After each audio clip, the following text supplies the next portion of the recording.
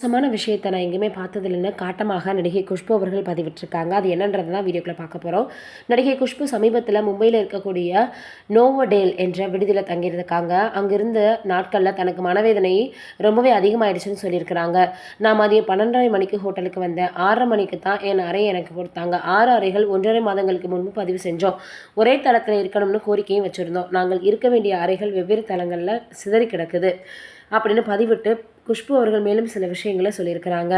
அதிகாலை அதே போல் என்ன இருக்குது அப்படின்னு பார்க்கும்போது சில பிரச்சனை வந்திருக்குன்னு சொல்லப்படுது. மாலை 6:30 மணிக்கும் இரவு 11 மணிக்கும் அறைகளின் சாவியை கொடுத்தாங்க.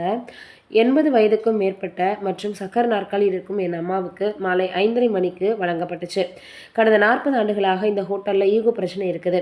உலகம் முழுவதும் நிறைய விடுதிகளில் தங்கியிருந்தேன். ஆனால் இப்படி நடந்தது கிடையாது. இப்படி ஒரு வேஸ்டான ஹோட்டல் நான் பார்த்ததும் கிடையாது. 2 மாடி ஹோட்டல் கூட சிறந்த சேவைகளை வழங்கும். அவர்களால் நிர்வகிக்க முடியலைன்னா ஏன் ஹோட்டலில் நடத்துகிறாங்கன்னு ரொம்பவே அங்கே ஆச்சரியமாக சொல்லியிருக்கிறாங்க. இப்போ இந்த பிரச்சனை ரொம்பவே வைரலாகி வந்துட்டுருக்கு. இன்னொரு விஷயம், பெரிய ஹோட்டல்களிடமிருந்து இதை நான் எதிர்பார்க்கல அப்படின்ற மாதிரி அவங்க சொல்லியிருக்கிறாங்க. அவர்கள் ஒரு வாடிக்கையாளரை இழந்துட்டாங்க. மீண்டும் இங்கே நான் வரவே மாட்டேன்னு ரொம்பவே காட்டமாக பதில் அளிச்சிருக்கிறாங்க நடிகை குஷ்பு அவர்கள்.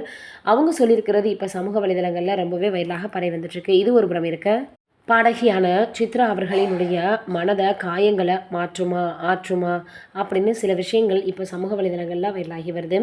இசை உலகில் தனக்கென முத்திரை பதித்தவங்க தான் சித்ரா. சின்ன குயில்னு எல்லோராலையும் அழைக்கப்படுறாங்க. மொழி வித்தியாசம் இல்லாமல் பல மொழிகளையும் 25,000க்கும் மேற்பட்ட பாடல்களை பாடியிருக்கிறாங்க. பல்வேறு விருதுகளையும் தன் குரலுக்காக வாங்கியிருக்கிறாங்க. தென்னிந்தியா வடந்தியான அனைத்து மொழிகளிலையும் தன்னுடைய குரலை அவங்க பதிவு செஞ்சுருக்காங்க. தொடர்ந்து பல பாடல்களை பாடி வராங்க. பாடகி சித்ரா தனது செல்ல மகள் நந்தனாவினுடைய பிறந்தநாளை முன்னிட்டு உணர்ச்சிகரமான பதிவை பதிவிட்டிருக்காங்க. தனது மகளின் புகைப்படத்தை பகிர்ந்து உணர்ச்சி பொங்க அந்த பதிவை தன்னுடைய சமூக வலைதளத்தில் பதிவிட்டிருக்காங்க. காலம் எல்லா காயங்களையும் ஆற்றும் அப்படின்னு சொல்கிறாங்க. ஆனால் அந்த வழியை அனுபவித்தவர்களுக்கு மட்டும்தான் தெரியும். அது அப்படி முடிகிறது கிடையாது. ஒவ்வொரு பிறவிக்கும் ஒரு நோக்கம் இருக்குன்னு கேள்விப்பட்டிருக்கேன். அது முடிந்த பிறகு நீ எல்லையற்ற உலகத்திற்கு போயிருக்கலாம். காலம் எல்லாவற்றையுமே குணப்படுத்தும்ன்றாங்க. ஆனால் அதை சூழலை எதிர்கொண்டவர்களுக்கு தான் தெரியும். காயம் இன்னும் கடுமையானது.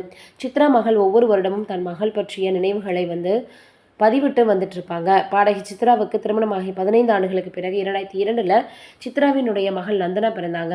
ஆனால் அவங்களுக்கு டவுன் சிண்ட்ரோம் நோய் இருப்பது பின்னர் தெரிய வந்துச்சு. இதில் 2011ஆம் ஆண்டு 9 வயதில் துபாயின் எமிரேட்ஸ் ஹில்ஸில் இருக்கக்கூடிய நீச்சல் குளத்தில் துரதிருஷ்டவசமாக அவங்க உயிரிழந்தாங்க. இப்படி இருக்கிற சூழ்நிலையில் அவங்க இப்போ என்ன பதிவு போட்டிருக்காங்க அப்படின்னா, எனக்கு மிகப்பெரிய அளவில் பார்த்திங்கன்னா ரொம்பவே கஷ்டமாக இருக்குது. யாராலையும் அதை நிச்சயமாக மறந்து விடவே முடியாது. அதாவது செல்ல மகள் நந்தனாவினுடைய பிறந்தநாளை முன்னிட்டு அவங்க உணர்ச்சிகரமாக இப்படி ஒரு பதிவை போட்டிருக்கிறாங்க. நீங்கள் நினைக்கிறீங்கன்னு கமெண்ட்டில் சொல்லுங்கள்.